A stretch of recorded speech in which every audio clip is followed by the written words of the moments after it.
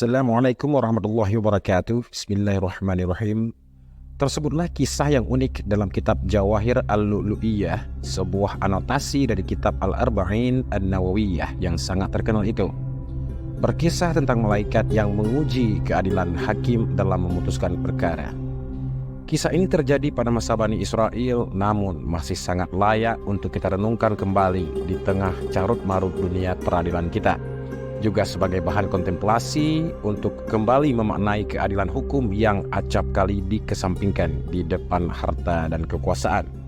Keadilan yang kerap kali dikerdilkan dan hukum yang seringkali tajam ke bawah dan tumpul ke atas. Keadilan dalam pengertian Imam Ali bin Abi Thalib yang dikutip oleh Murtada Mutahhari adalah memberikan seseorang atas hak-hak yang seharusnya memang dia peroleh. Namun setelah itu, jika ia berkenan memberikan haknya kepada orang lain, itulah sebuah kebaikan. Maka kisah ini bisa sedikit memberikan gambaran mudahnya mengatakan keadilan dibanding melaksanakannya. Kisah ini merupakan catatan dari hadis ke-33 kitab Al-Arba'in An-Nawawiyah yang menjelaskan tentang pentingnya menghadirkan bukti pada setiap tuduhan.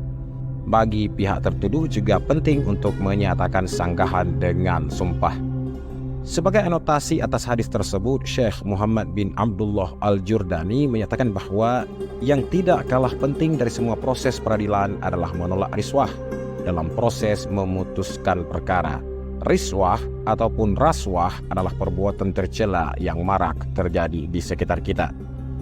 Penyuapan dengan tujuan memenangkan perkara hukum tersebut bukan saja merupakan perbuatan buruk, tapi juga membungkam keadilan. Sebagaimana Rasulullah menyatakan dalam hadisnya, Allah melaknat orang yang menyuap dan orang yang disuap serta penghubung keduanya. Namun pada praktiknya, keadaan sekarang bahkan jauh lebih buruk dari sekedar penyuapan, yang mana lebih mudah diidentifikasi melalui aliran dana. Apakah yang lebih berbahaya itu? Yakni kolusi dan nepotisme, yang kedua-duanya tidak melulu ditransaksikan dengan uang, melainkan hubungan kekerabatan dan keterikatan jasa. Alkisah ada 3 hakim yang diberi mandat oleh masyarakat. Ketiganya ditugaskan dan diamanahkan sebagai pengadil, penyelesai konflik yang berwenang di tengah masyarakat.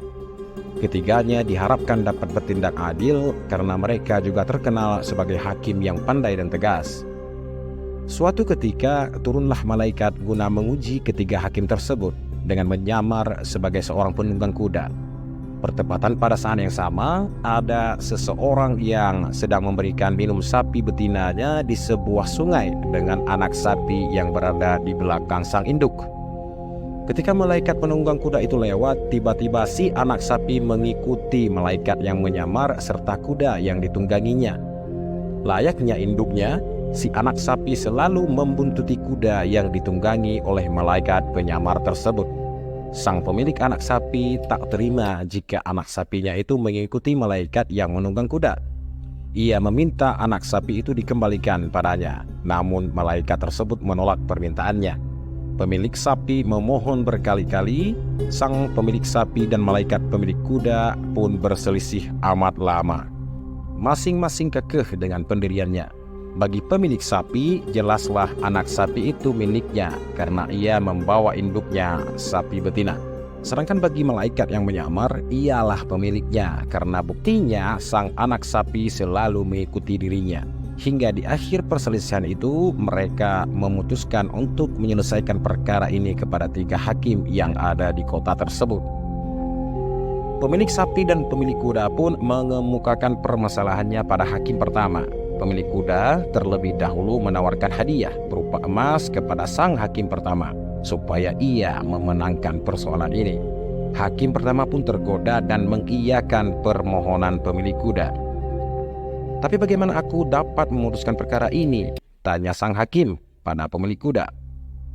Mudah saja, putuskan saja kepada siapa anak sapi tersebut akan ikut, maka dialah pemiliknya. Sang hakim memutuskan seperti permintaan pemilik kuda. Ketika dilepaskan, si anak sapi selalu ikut penunggang kuda. Walhasil, malaikat yang menyamar sebagai penunggang kuda memenangkan perkara itu. Merasa tidak puas dengan jawaban hakim pertama karena dianggap diputuskan dengan tidak adil, pemilik sapi mengajak datang kepada hakim kedua. Namun naas, kejadian yang sama kembali terulang. Dengan diiming-imingi emas oleh malaikat penyamar, hakim kedua tergoda dan mengiyakan permintaan malaikat yang menyamar untuk memenangkan persoalan ini. Persis seperti kejadian pada hakim pertama, hakim kedua memutuskan bahwa anak sapi tersebut milik orang yang diikutinya. Lagi-lagi, si anak sapi kembali mengikuti malaikat penunggang kuda. Pemilik sapi masih merasa tidak puas dengan jawaban yang diperolehnya. Ia merasa keputusan dua hakim itu jauh dari kata adil. Datanglah mereka berdua pada hakim ketiga. Kejadian pada hakim pertama dan kedua terjadi lagi. Sebelum hakim memutuskan perkara antara mereka berdua, terlebih dahulu penunggang kuda menawarkan hadiah emas kepada hakim ketiga. Tentu dengan maksud agar perkara ini dimenangkan oleh pemilik kuda. Namun hakim ketiga ini sepertinya enggan mengadili perkara ini. Tentu hal ini membuat malaikat heran. Berkali-kali didesak, sang hakim masih enggan memutuskan perkara. Alasannya lebih membuat aneh lagi. Hakim ketiga menyatakan bahwa dirinya sedang haid. Oleh karena itu, berdasarkan aturan, ia tidak boleh menghakimi dan memutuskan perkara. Semakin terheran-heranlah malaikat kepada hakim ketiga yang unik ini. Mana mungkin kau bisa haid, sedangkan kau ini adalah laki-laki, ucap malaikat pemilik kuda keheranan. Dengan tenang, hakim ketiga menjawab, sama saja dengan anak sapi itu. Mana mungkin anak sapi itu milikmu, karena kau menunggangi kuda, sedangkan kuda tak mungkin mempunyai anak sapi. Pasti anak sapi itu milik laki-laki pemilik sapi itu. Sejak kapan kuda melahirkan sapi? Maka diputuskanlah bahwa si anak sapi adalah milik sang pemilik sapi betina. Dari cerita tersebut bisa kita lihat betapa mudahnya manusia tergoda dengan harta dan kekuasaan. Sepenggal cerita tersebut menunjukkan kepada kita bahwa kadang keadilan sangatlah jelas.